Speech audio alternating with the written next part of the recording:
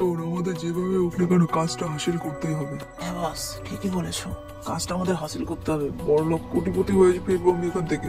শোনো না, আমার খুবই ভয় করছে। আমাদের এখানে আসা হয়তো ঠিক হয়নি। যদি ওই মাথা কাটা ডাইনি চলে আসে তাহলে কি হবে? তাহলে তো আমাদের পরিবার ভেসে যাবে। আমার তো খুবই ভয় করছে। শোন, তোর মাথা কিন্তু আমি নিজেই কেটে দেবো, বুঝেছিস? কাজ করবি কর, নাহলে ফট এখান থেকে চলে যা।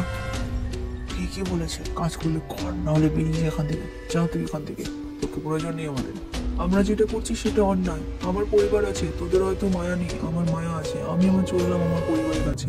মিতু, মিতু, কি করছো? আমি ফিরে এসেছি, আমি আমার ভুল বুঝতে পেরেছি। মিতু, কি গো, তুমি ফিরে এলে যে? তুমি যে বললে ফিরবে না, তুমি যাবে।